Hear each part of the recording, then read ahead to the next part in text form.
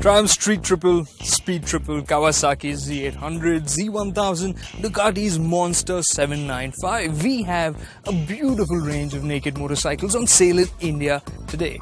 But the bike that's promising to be the big daddy of them all has only just arrived. It's BMW's S1000R.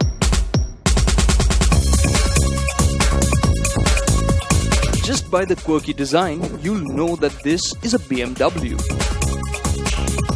And just like the S1000RR, the design is half of one bike and half of another, stitched down the middle. And even though it is different, it is familiar as well.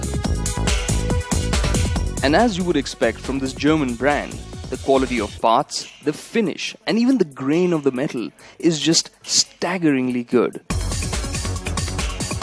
Everything is as expected from BMW, looks quirky but cool, well-finished motorcycle.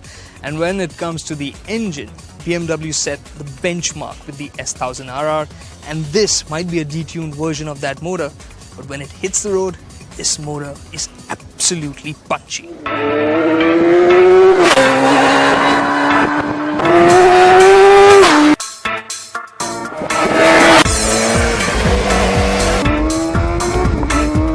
Inline 4-cylinder 999cc engine has a new camshaft, a retuned exhaust and reprogrammed fuel injection. Now on the S1000RR, the 30 horsepower used to make the top end of the rev range completely ballistic.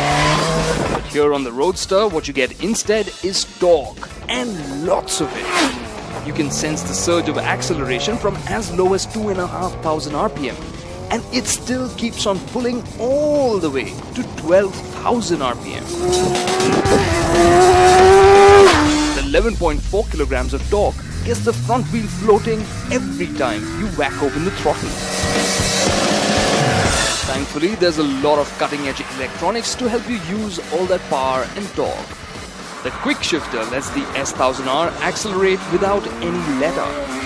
The 4 engine and traction modes will increase or decrease the power to suit your requirements and sharpen or soften the throttle response. The modes also adjust the aggressiveness with which the traction control cuts in. But no matter which mode you choose, the engine feels smooth and well-mannered. Now the chassis has also been tweaked for roadster duties. For instance, it sits slower, it's got a longer wheelbase for more stability, and the steering geometry has been eased up as well.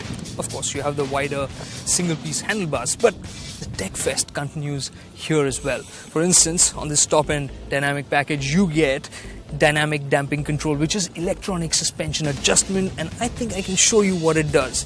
Here, I am shifting it to soft mode, I put my weight on it, and it compresses.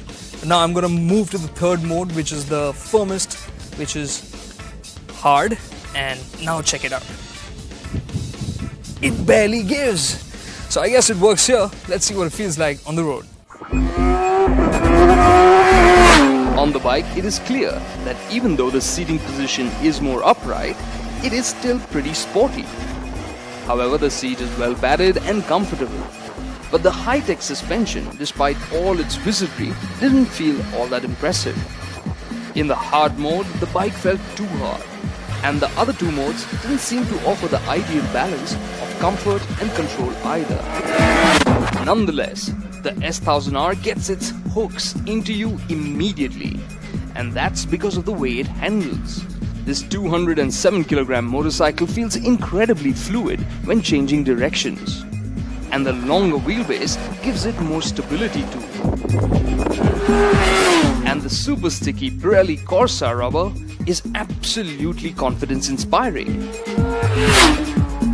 You also have the race ABS on the S1000R. With this, the front brake lever links the front and back brake, dishing out quick and sure-footed stops. And I surely did not want to stop. But to take the S1000R home, I would have to sign a check over to Navneet Motors, BMW Motorrad's importers in Mumbai, to the tune of about 25 lakh rupees. So that got me thinking.